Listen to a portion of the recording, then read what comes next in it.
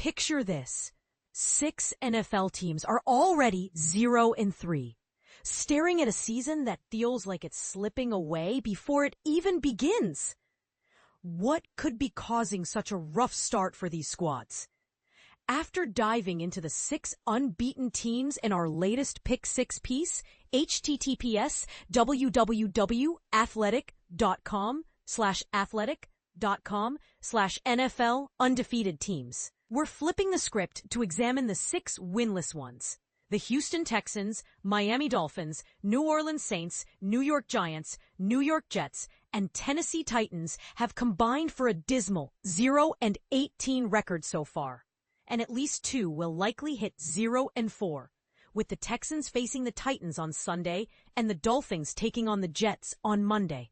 We'll break them down in the order of their preseason Vegas win totals, highlighting their performance in all 3 phases of the game: offense, defense, and special teams, plus a quirky, dubious distinction for each, and some eye-opening visualizations that really bring their struggles to life. And just to put it in perspective, see which team was so bad it reminds us of the 1922 Louisville Brecks, who got outscored 134-0 in their opening 3 games. But here's where it gets controversial. Could some of these early season woes be chalked up to bold rebuilding moves? Or are they just excuses for poor execution? Let's explore and see what you think. Houston Texans.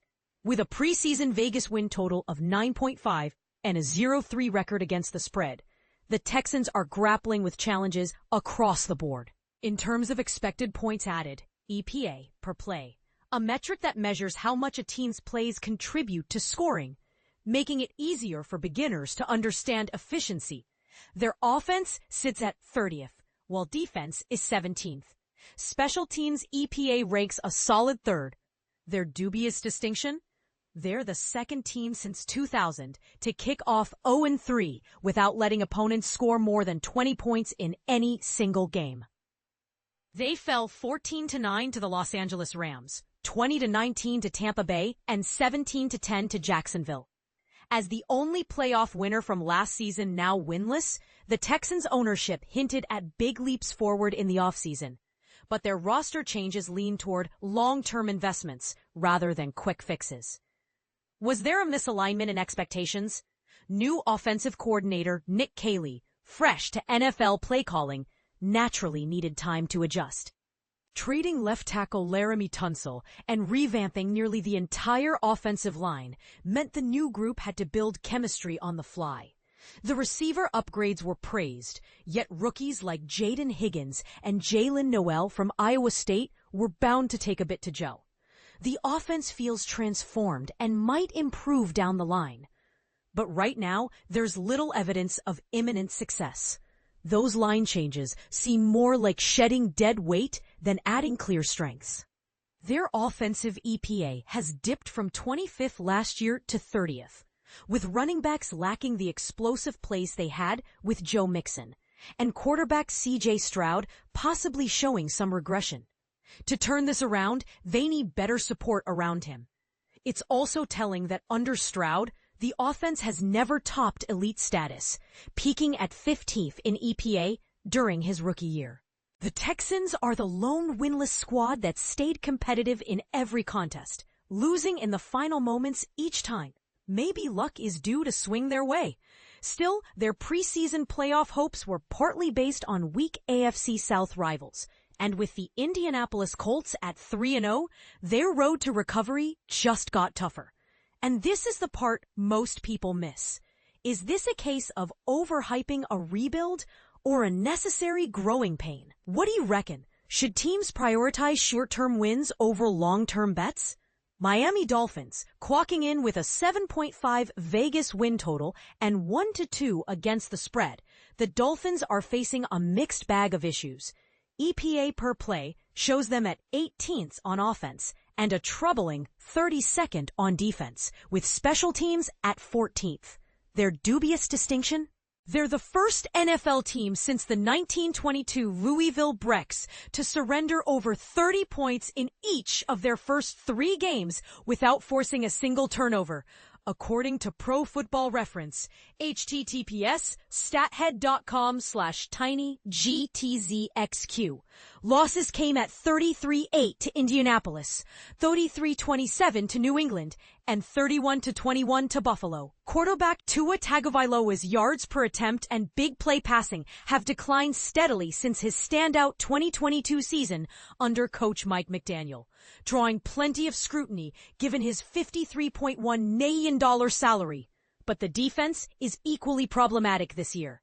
Last season, they were 7th in defensive EPA under rookie coordinator Anthony Weaver, but they've plummeted to 32nd so far, and even 22nd since mid-last year. The chart illustrates this sharp decline vividly. Facing tough opponents like Buffalo and a revamped Indy offense could explain some of it. Yet, in Week 2 against New England, they became the first defense in over a year to let the Patriots exceed 25 points. What's changed? 9 key defensive contributors from 2024 are either gone. Jalen Ramsey, Jordan Poyer, Javon Holland, Emmanuel Ogbah, Calais Campbell, Deshaun Hand, Kendall Fuller, and Anthony Walker, or sidelined by injuries. Kader Kohou. That's a huge shift. After having the league's oldest snap-weighted defense last year, they're now 13th oldest through Week 3.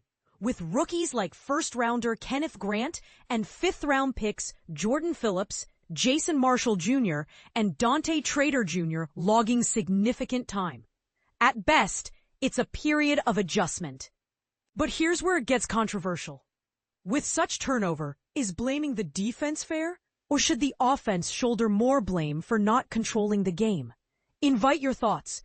Do you think high salaries like Tagovailoa's justify the scrutiny? Or is it just part of the NFL's star-driven narrative? New York Jets at 6.5 in Vegas win totals and 2-1 against the spread. The Jets are in a unique spot. EPA per play places them at 25th on offense, 27th on defense, and 17th in special teams. Their dubious distinction? They're one of just 17 teams in NFL history to rack up 69 or more points in the first 3 games without a single win, per Pro Football Reference. They dropped games 34-32 to Pittsburgh, 30-10 to Buffalo, and 29-27 to Tampa Bay. As the only team this season to square off against 3 playoff-caliber squads from 2024 in their opener, they've managed 27-plus points twice with Justin Fields and Tyrod Taylor at QB, a feat the 2024 team with Aaron Rodgers achieved only twice in 17 games. Narrow losses to Pittsburgh and Tampa Bay by just 4 points combined aren't panic-inducing. Yet, they rank in the bottom 10 in EPA on both sides of the ball. Their future at quarterback clearly isn't on the current roster. And this is the part most people miss. Facing such strong competition early might be masking their true potential. Could this be a blessing in disguise for building resilience? What are your opinions? Does playing tough schedules early help or hurt a team's long-term outlook? Tennessee Titans. With a 6.5 Vegas win total and 1-2 against the spread, the Titans are struggling mightily. EPA per play has them at 32nd on offense, 28th on defense, and a strong second in special teams. Their dubious distinction, their total yardage over 3 games, 667, is the lowest in franchise history since 1973, when the Houston Oilers swapped coaches after 5 contests. Losses included 2012 to Denver, 33-19 to Los Angeles Rams, and 41-20 to Indianapolis. In a telling moment against Indy, trailing 17-6 with 42 seconds in the second quarter, they face 4th and 1 from the Colts 39. Indy burned a timeout, and Tennessee kept its offense on the field, but the play clock ticked down. They called their own timeout, then sent out the kicking unit with about 23 seconds left, only to realize they hadn't brought the specially conditioned K-ball for kicking plays. The clock expired in the chaos, leading to a delay penalty that turned a 57-yard field goal into a 62-yarder, which Indy blocked. The Colts then added a field goal before halftime, pushing the lead to 26. This followed a wide right 64-yard attempt earlier in the game and came 2 weeks after coach Brian Callahan admitted confusion over catch rules. Such blunders can erode confidence in coaches, especially if the front office, staff, and highly touted QB aren't on the same page. Here, the GM took over an existing coach. The disarray culminated in Callahan handing off play calling to quarterbacks coach Bo Hardigree this week, meaning rookie number 1 pick Cam Ward gets a new voice after just 4 NFL games. Not ideal, particularly when the backup isn't a proven strategist. But here's where it gets controversial. Are these mistakes symptomatic of deeper organizational issues, or just rookie jitters amplified by poor timing? And this is the part most people miss. In a league where precision matters, could such gaffes be forgiven if the talent shines later? Share your views. Do you believe coaching changes mid-season are effective, or do they often do more harm than good? New York Giants. Sitting at 5.5 in Vegas win totals and 1-2 against the spread, the Giants have their hands full. EPA per play shows 22nd on offense, 30th on defense, and 13th in special teams. Their dubious distinction? They're the 10th team since 2000, with more red zone drives ending in downs, 3, than touchdowns, 2, through the first 3 weeks. They lost 21-6 to Washington, 40-37 to Dallas, and 22-9 to Kansas City. While the offense gets most of the attention for its inconsistency, the defense is actually worse, allowing touchdowns on 8 of 10 red zone trips, plus a field goal on another. Reaching 0-3 has been a collective effort. Switching from Russell Wilson to rookie first-rounder Jackson Dart for Week 4 offers a fresh start. Dart will have highs and lows, and the Giants may not win consistently right away, but they'll be different, with potential for more upside at the pivotal QB position. And this is the part most people miss. Is betting on a rookie QB a bold gamble worth the risk, or a recipe for more frustration? What do you think? Should teams prioritize experience at quarterback, or is youth the key to future success? New Orleans Saints, with a low 4.5 Vegas win total and 0-3 against the spread, the Saints are at the bottom. EPA per play ranks them 23rd on offense, 26th on defense, and 32nd in special teams. Their dubious distinction?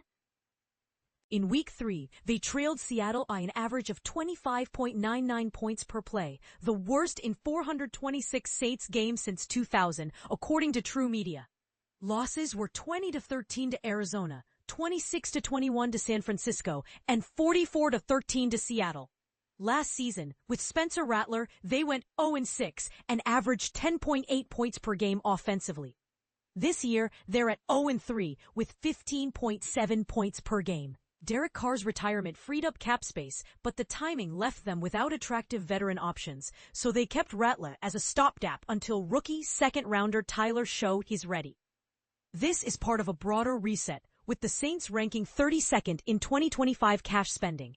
https://nytimes.com/athletic/657082 2025-09-NFL salary cap spending. Per overthecap.com, the roster is still evolving, with the 8th youngest offense and 3rd oldest defense by snap-weighted age. For the first time since at least 2000, they've posted negative EPA on defense and special teams in each of the first 3 games. A tough hurdle with a Tier 4 quarterback. https://nytimes.com/6514160 2025 88 NFL QB Rankings Tiers 2025. But here's where it gets controversial. In an era of tanking and rebuilding, is sticking with a bridge QB like Rattler smart strategy, or just delaying the inevitable? And this is the part most people miss. Could this youth movement pay off big, or is it setting the Saints up for another lost season?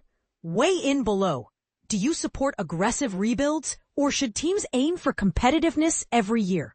Photos of Jackson Dart, left, and C.J. Stroud, Sarah Steer, Alex Slitz, Getty Images. There you have it, a deep dive into the woes of these 6 winless teams. From bold rebuilds to questionable decisions, their starts raise big questions about strategy, luck, and execution in the NFL. What's your take on these struggles? Do you agree that some are just unlucky, or are deeper issues at play? And for the controversial bits, like prioritizing youth over experience, where do you stand? Drop your thoughts in the comments. We'd love to hear your opinions and spark a debate.